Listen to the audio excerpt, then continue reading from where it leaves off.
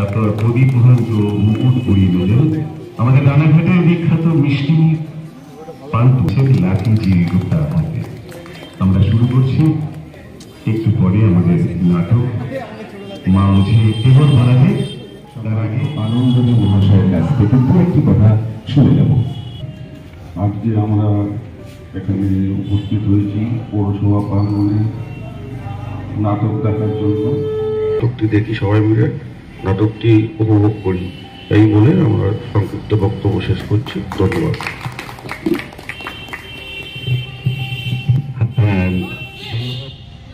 उसमें दो लोग बैठे, एक मैं और एक मेरी माँ।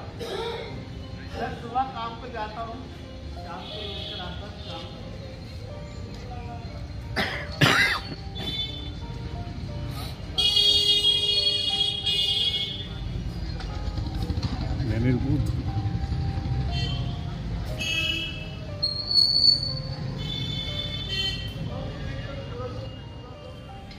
और अपने टीचर से पूछता है कि सर मेरी कविता कैसी।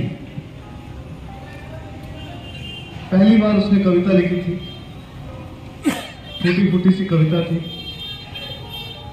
पर टीचर तो ये नहीं कह सकते कि तुम्हारी कविता खराब है। तो टीचर ने कहा तुम्हारी कविता अच्छी है। इस लड़के ने फिर से पूछा कि सर कैसी है। टीचर ने कहा अच्छी है। कितनी अच्छी। अचानक से टीचर का ध्यान गया सामने लगी हुई रविंद्रनाथ टैगोर की तस्वीर की तरफ, और टीचर के मुंह से निकले लड़का पूछने लगा तो इसका मतलब मैं भी टैगोर बन सकता हूं। तो टीचर ने कहा हाँ जरूर बन सकते हो। तो वो गांव का छोटा सा लड़का जिसे टैगोर के बारे में कुछ नहीं पता, उसे ऐसा लगने लगा कि वो टैगोर बन सकता है,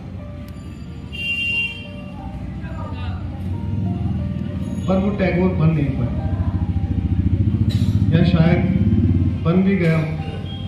वो आप इस कहानी में देखेंगे कि वो टैगोर क्यों नहीं बन पाया, और अगर बन पाया तो कौन सा टैगोर बन पाया। आइए अब हम चलते हैं, इस लड़के से मिलते हैं। बहुत धन्यवाद आप सभी लोगों का, और आभार व्यक्त करता हूँ कि आपने ये आयोजन के लिए खूब ভালো বাংলা বলতে পারি না, কিন্তু চেষ্টা করছি, আমি শিখতে চাইছি। आज मैं एक छोटी सी कहानी आपके सामने प्रस्तुत करने वाला हूँ। कहानी का शीर्षक है माँ मुझे टैगोर बना दे। तो जैसा आप इसका नाम सुनते हैं तो नाम से पता लगता है कि कोई बच्चा अपनी माँ से कहता है कि उसे टैगोर बनना है। थोड़ा सा एक दो बातें मैं इस बच्चे के बारे में बताऊंगा, जिस किरदार को अभी आपके सामने प्रस्तुत करूंगा। जब से मैं आपके बीच में आया हूं, तब से एक अजीब तरह का सवाल मेरे दिमाग में चला कि मैं जिस किरदार की कहानी सुना रहा हूं, ऐसा तो एक भी किरदार मैं यहां नहीं देख सकता। और जो यहाँ बच्चे बैठे हैं, युवा साथी बैठे हैं, कुछ यंग लोग बैठे हैं, इन लोगों ने तो कभी इस तरह का स्ट्रगल देखा ही नहीं।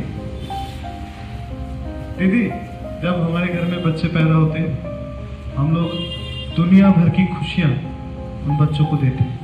अच्छे से अच्छे महंगे कपड़े, अच्छा खाना, घर में हर तरह की चीज आप लोग मेहनत करते हैं अपने बच्चों के लिए लाते। फिर ऐसा क्यों होता है कि एक दिन बच्चे आकर कहते हैं कि अब हम 18 साल के हो गए, तो हमारे काम में आप इंटरफेयर मत कर। आजकल बड़े शहरों में बच्चे कहते हैं कि आप अलग नहीं, हम आपके साथ रहना नहीं चाहते, हमारी अपनी लाइफ है, हमें अपनी लाइफ जीने दीजिए। इसलिए दिन ब दिन देश भर में वृद्ध आश्रम बढ़ते जा रहे हैं, जहाँ पर बूढ़े माँ बाप जाकर रहते हैं और आखिरी के कुछ दिन लोग अकेले में गुजारते। आपका नाम क्या है? आपका अब आप पढ़ाई करते हैं कॉलेज में। एक बात बताइए मुझे कि आपकी पढ़ाई पर साल भर में कितने पैसे खर्च होते हैं? ये क्या हुआ? अरे ये वाली किताब मेरे बैग में कैसे आई? ये तो सर की किताब है और मेरे में। अच्छा अब समझा। जब मैं पानी पीने गया था सर मेरे डेस्क के पास खड़े थे, तभी छुपाई होगी। पढ़ के सुनाता हूँ। पहली कविता है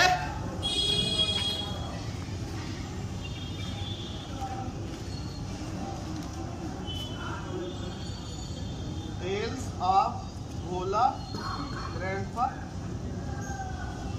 Exercise number 1. When someone asked Bhola Grandpa what was the creeping. Sir ये कैसी कविता? सर अगर समझ में नहीं आएगी तो खुद से लिखूंगा कैसे? सर जब आप क्लास में आएंगे ना ये किताब वापस ले लेना। सर ने क्या किया? ये बात हिंदी वाले सर को बता दी और हिंदी वाले सर अगले दिन सुबह सुबह क्लास में आकर मेरे से क्या बोल रहे हैं सुनो अभी।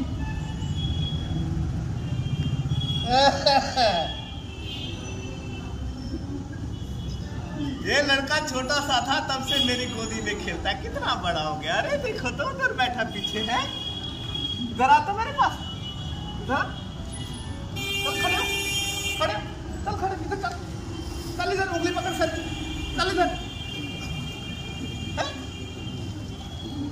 देखो तो कैसे शर्मा रहे हैं। कल सर के पास गया था किताब लेने, गया था, सर ने किताब दी थी, बैग में छुपाई थी। কি খবর? অনেকদিন পরে দেখা হয়েছে। হ্যাঁ স্যার কি বলবো, এই ছেলেটা কিছু পড়াশোনা করে না। আমি নিয়ে আসছি, হ্যাঁ এখানে আসে রাজু। ওই দাঁড়া দাঁড়া দেখছি আমি। পেয়ে গেছে। এই দাঁড়া দাঁড়া একটু তো तेरी टांगे तोड़ दूंगा आज मैं जरा। शर्म नहीं आई? शर्म करेंगे? शर्म नहीं आई तेरे को?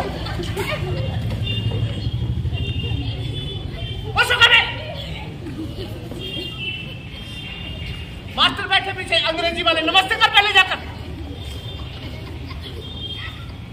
चल बैठ जाओ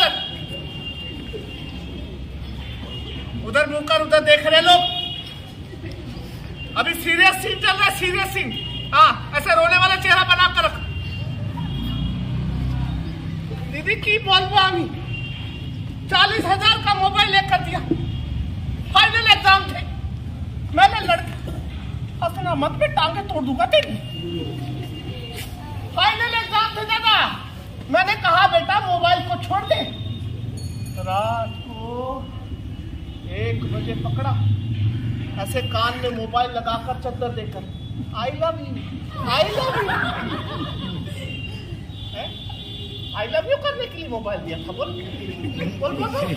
आई लव यू करने के लिए मोबाइल दिया था। खड़े हो जा। कल रात को मैंने 2,000 पे रखे थे जेब में, 500 का नोट कहाँ गया? 500 का नोट 500 का नोट कहाँ गया? बोल 500 का नोट, बोल 500 का नोट। चक्कर आ गया रे लड़के, पकड़ हाथ पकड़ गिर जाऊंगा। अरे कुर्सी पे बैठा, चक्कर आ गया रे बेटा। कपड़ा उठा नीचे से, अरे गर्मी लग रही, हवा कर इधर खड़े होकर। उसके नीचे इसका नाम, इसके पापा का नाम और नीचे 98.5% इसकी परसेंटेज लिखी। इतना खुश हुआ, सोचा कि ये बात सबसे पहले जाकर अपने पापा को बताऊं। 4 किलोमीटर दूर है घर, बैग कंधे पे उठाया और घर की तरफ भागना शुरू किया। घर पे पहुंचा,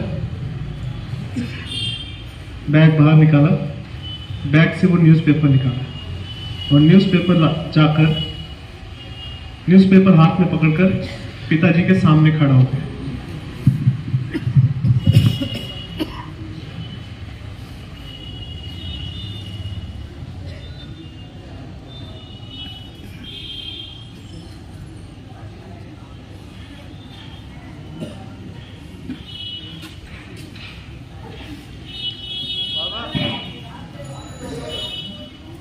एक बात करनी है, 1 मिनट देखो इधर मेरी तरफ, एक बार देखो ना।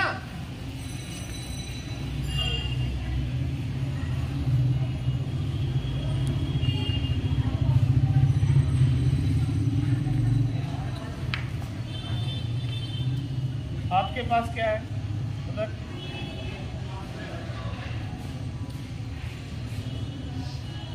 बाबा आज मेरा 10th क्लास का रिजल्ट निकला ना, मैं पूरे डिस्ट्रिक्ट में फर्स्ट आया हूँ। और सर क्या बोल रहे हैं मालूम है? सर बोले अगर इतने अच्छे नंबर तेरे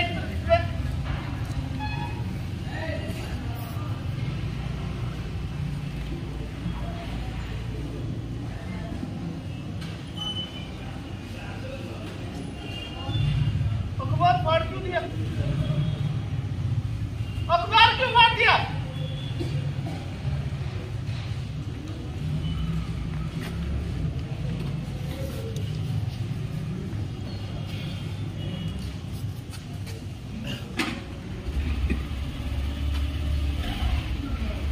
पूरे डिस्ट्रिक्ट में बोलता है, फोटो छपे अखबार में, अखबार क्यों फाड़ दिया?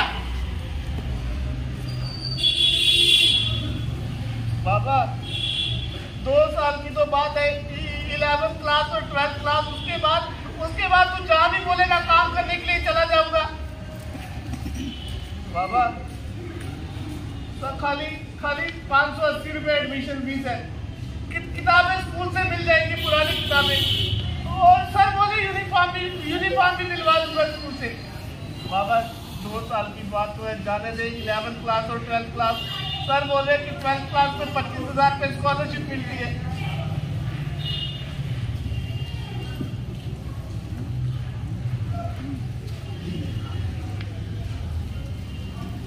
बाबा भी क्या करते, जितने पैसे मिलते थे आधे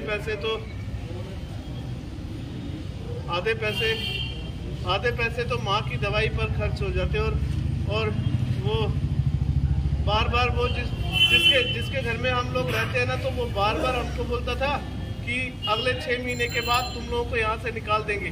किराया भी दे रहे थे टाइम पर, फिर भी बोल रहा था 6 महीने के बाद निकाल देंगे। तो बाबा अगर मेरे को बोल रहे हैं कि तू कोई काम कर, इसमें गलत भी क्या है? 15-20 दिन के बाद बाबा ने खुद ही बोला कि बाबा बोले कि 12वीं क्लास तक पढ़ ले, उसके बाद कोई काम सीख लेना। आज तो गाड़ी नहीं मिलेगी, सुबह जो पहली गाड़ी मिलेगी ना, घर पे चला जाऊंगा, माँ को लेकर पहले हॉस्पिटल जाऊंगा, उसके बाद कोई दूसरा काम देख लूँगा। और आप लोगों को एक बात बताता हूँ, जब मैं पहले काम करता था ना 12/7 में, तो जो वो ठेकेदार था ना, वो इतना अच्छा था। जो ओवर टाइम के पैसे मिलते थे ना, सारे लड़कों को देता था 150 रुपये, मेरे को कई बार देता था 180, कई बार 200 रुपये भी दे देता था। और मैं जो ओवर टाइम के पैसे मिलते थे ना, वो खर्च नहीं करता था, वो सारे पैसे मैं अपने अकाउंट में जमा करवा देता था। और अभी मेरे अकाउंट में पता है कितने पैसे हैं, माँ को भी नहीं पता है। मेरे अकाउंट में 15,700 रुपये है।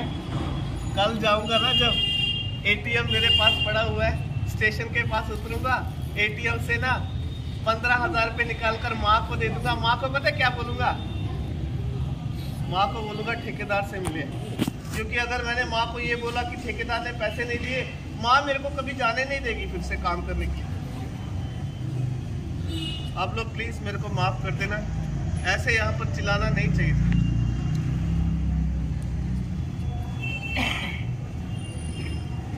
एक मिनट रुको।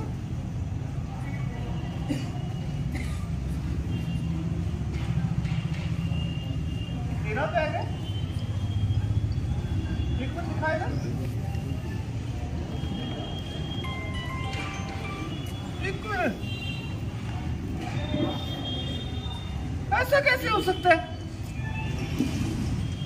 जो मेरे स्कूल का बैग था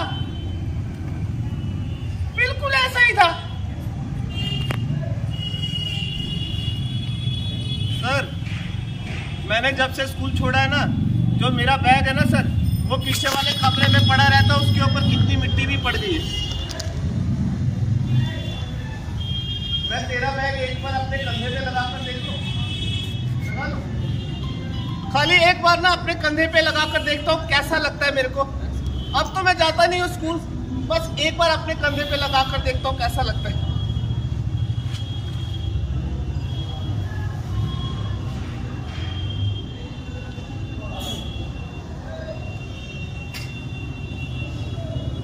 सच्ची बात बताओ, आप लोगों को यहाँ पर देखकर और ये इसका बैग अपने कंधे पे लगा के ना, मेरे को अपने स्कूल की कहानी याद आ गई। अगर आप लोग 5-10 मिनट के लिए यहाँ पर बैठे हो तो मैं आप लोगों को अपने स्कूल की कहानी सुनाऊं? सुनाओ, बीच में उठ के मत जाना, ठीक है? 1 मिनट। कौन सी क्लास से सुनाऊं? मैं आप लोगों को ना 6 क्लास, 6 में बहुत डंडे पड़े, 7 से सुनाता हूँ, ठीक है? 10-15 मिनट में सुना दूंगा। 7th क्लास में पता क्या होगा? अभी सबसे पहले हमारे हेड सर आते हैं। हंसना मत, चुप रहना बिल्कुल। सर के आने से पहले पहले उनकी चेयर लगा देता हूँ, टाई बांध के खड़े हो जाता हूँ बिल्कुल ठीक से। बोला था सर ने, बोलो। हंसना मत, चुप रहना। टाई लगा रहा हूँ, आप लोग भी सीखो कैसे लगाते हैं टाई। इधर देखो, ऐसे पकड़ के टाई को ऐसे करते हैं, उसके बाद ऐसे, उसके बाद ऐसे, और उसके बाद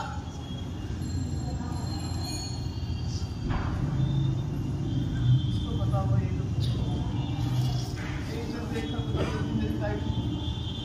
ठीक है? तेरे को टाई बांधना आती है? तो तेरे को खुद नहीं आती, फिर क्यों सिखा रही है मेरे को? सर आ रहे, बस 2 मिनट बाकी रह गए, चुप रहो। यहाँ पर बैठेंगे सर, अभी हंसना मत, बैठ के।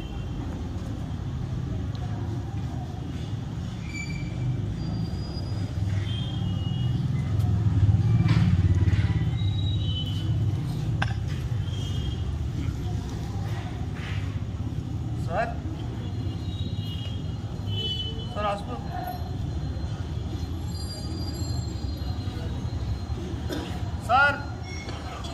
सर एक बात करनी है सर आपसे। सर, जो मेरी क्लास में लड़का पढ़ता है ना सर, वो मेरे से कॉपी लेकर गया सर, मेरे को कॉपी वापस नहीं दे रहा सर, टेस्ट वाली कॉपी।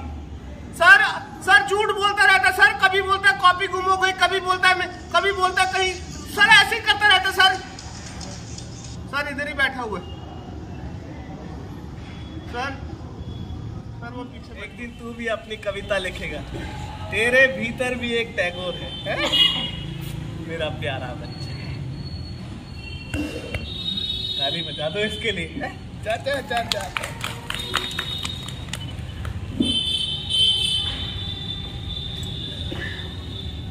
इधर सुनो, सर ने मेरे को जब ऐसे समझाया ना, उसके बाद उस किताब को मैंने कम से कम भी 40 बार पढ़ा। और आप लोग यकीन नहीं करोगे, एक दिन क्या हुआ, सर के घर पे जा रहा था, रास्ते में रुका, एक जगह एक पेड़ है ना जहाँ पर वो बहुत सारी चिड़िया बैठती है। जब मैंने उस पेड़ को देखा ना, उस चिड़ियों को देखा ना गाना गाते हुए, तो दीदी मेरे दिमाग में ना अपने आप एक छोटी सी कविता आई। सर ने कागज पे लिखी, कागज जाके मैंने सर के टेबल पे रख दिया। सर आए अंदर, सारे बच्चों को बोला ये लड़का आज कविता सुनाएगा। और जब मैंने कविता सुनाई ना, सारे बच्चे इतनी जोर से ताली बजाने लगे ना। सर ने पास में बुलाया मेरे को, इधर से पास में बुलाया, ऐसे करके मेरे सर के ऊपर हाथ रखा और पता है क्या बोले? अभी तो छोटा है, इसलिए छोटा टैगोर है, जब तू बड़ा हो जाएगा तब बड़ा टैगोर बन जाएगा। और अपनी जेब से 10 रुपए का नोट निकाल के दिया, बोले तेरी कविता का इनाम। घर पे गया, माँ को जाकर दिखाया, मैंने कहा सर ने बोला तू एक दिन टैगोर बनेगा। माँ को कम सुनाई देता है, तो माँ बोली तू मोर क्यों बनेगा? मैंने कहा मोर नहीं, टैगोर। इतना भी नहीं पता इसको। उसके बाद सुनो, 9th में फर्स्ट आया। और अब सुनो, जिस दिन 10th क्लास का रिजल्ट निकलना था, हमारे गांव का जो बूढ़ा सरपंच है सुबह सुबह स्कूल में आ गया और अपने पोते को ढूंढने लगा। अभी देखना इधर से आएगा वो सरपंच, देखना कैसे शोर मचाता है, आने वाला है, देखते रहना। उसका पोता इसी स्कूल में पढ़ता है।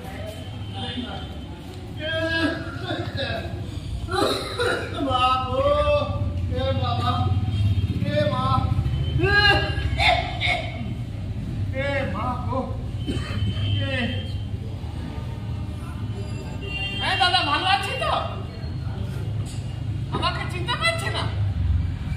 আমার নাম এখানে পড়ে ক্লাস 10-এ।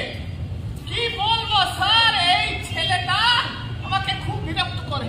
এ মা, अरे बेटा जरा एक लड़का उठो, मेरी कमर में बड़ा दर्द है बेटा, इधर तक छोड़ दो। अरे छोटा लड़का देखा, बड़े लड़के बैठे, शर्म नहीं आ रही? वो देख बीच में बैठा, उसको बुला जरा, वो पीछे बैठा। अरे इधर आने लड़के, बड़े लड़के इधर आ। अरे तेरे को बोल रहा हूं बेटा, इधर आ, जल्दी आ बेटा, इससे हाथ नहीं पकड़ा जाएगा, गिर जाएगा ये छोटा लड़का। अरे तू 1 मिनट हाथ पकड़ के रख, मैं गिरने वाला हूं नीचे। अरे दोनों हाथ से पकड़। अरे बेटा लेकर चलो उधर। बेटा क्या बोलूं मैं बेटा, ওই হয়ে গেছে তো। আরে বাবা, এখানে বসতে দিন আমাকে। কুর্সি কার আগে, কার কুর্সি কার। দাঁড়া দাঁড়া দাঁড়া, একটু দাঁড়া, আমি বসছি। আরে বাবা, হাতটা ধরে রাখো। মা গো, ये शो 10 साल से ज़्यादा हो गया यहाँ पर आते हुए बंगाल में, और 15 साल से ये नाटक चल रहा है। और अभी इसके बंगाल में 450 के करीब शो हो चुके हैं। टोटल इसके आज यहाँ पे था 1328 परफॉर्मेंस। फ्यूचर का प्लान क्या है आपका? फ्यूचर में अभी इस साल एक और नया नाटक लेके उसको भी मैं इसी तरह से पूरे देश में घूम के परफॉर्म करूँगा। और मकसद ये है कि नाटक जो चेतना पैदा करता है, जो लोगों के अंदर जो अलग अलग तरह की बुराइयां आते जा रही हैं, देश भर में हम लोग एक दूसरे झगड़ रहे हैं, उसमें नाटक ही एक ऐसी विधा है जो लोगों को अंदर से जगा सकती है और उन्हें उनकी जो कॉन्शियसनेस है वो वहाँ तक उनको पहुँचा सकते हैं। तो मैं बच्चों के लिए काम करता हूँ ज़्यादातर, तो बच्चों के अंदर वो बदलाव देखना चाहता हूँ। अभी तो कुछ नहीं बदलेगा शायद, अगर मैंने अभी तक जितने लोगों तक मैं पहुँचा उनमें से अगर 2% भी कुछ बदलता है, तो आने वाले समय में और बहुत सारे लोग तैयार होंगे इस तरह से काम करने। कब कहाँ रहते हैं? रहने वाला जम्मू का हूँ, पर मैं रहता कहीं नहीं हूँ, मैं घूमता रहता हूँ। अभी ये टूर मेरा शुरू हुआ 2.5 साल में, अभी 2.5 साल से मैं घूम रहा हूँ। कोविड से पहले शुरू किया था, बीच में ब्रेक हुआ, फिर कोविड के बाद कंटिन्यू मैं ट्रैवल कर रहा हूँ। अच्छा, वो जो ड्रामा आपने लिखा था ना? ये मेरा लिखा नहीं है, ये एक पंजाबी कहानी से इंस्पायर है। अच्छा। और उसे मैं इसी तरह से इम्प्रोवाइज करते हुए खेलता हूँ। अच्छा अच्छा, कहीं लिखा हुआ कहीं नहीं। अच्छा, ड्रामा और थिएटर में देखता है बहुत लोग काम करता है, एक्टिंग करता है, मगर यहाँ पर एक ही आदमी कहता है, क्यों? क्योंकि मैं जिस जगह से थिएटर शुरू किया वहाँ पे ऐसा कल्चर नहीं है थिएटर का। जो लोग आते हैं वो आते हैं, चले जाते हैं। तो मैं एक टाइम पे बिल्कुल अकेला पड़ गया था, सब छोड़ के चले गए थे, कोई साथ ही नहीं था करने के लिए। तब मैंने सोचा मैं अकेले करता हूँ। जब अकेले शुरू किया तो अकेले ही वो चल रहा है अभी तक। और मैं ग्रुप में भी करता हूँ, कोई प्रोडक्शन है जो ग्रुप में भी है। पर अकेला होने से एक सबसे बड़ा फ़ायदा ये है कि मुझे किसी की सोच के साथ अपने आप को बदलना नहीं पड़ता। जो मैं करना चाहता हूँ वो मैं कर पाता हूँ। मेरे पास पैसे नहीं होंगे तो मैं कहीं स्टेशन पे सो जाऊँगा, सादा रोटी खा लूँगा, पर कोई मेरे साथ होगा तो मुझे उसका देखना पड़ेगा। तो हम मेन मकसद है नाटक करना और लोगों तक पहुंचना, तो इसीलिए मैं अकेले शुरू किया था और अभी चल रहा है। छोटा से आपका कि ड्रामा का कोई? नहीं, मैं छोटे से नहीं, मैंने कॉलेज से शुरू किया। अच्छा। स्कूल से शुरू किया, स्कूल पास करने के बाद फिर उसके बाद मैंने सिर्फ थिएटर ही किया और कुछ नहीं किया। अच्छा। कोई नौकरी नहीं की, कुछ नहीं किया। अच्छा। आपका नाम क्या है? लकी गुप्ता, जम्मू से।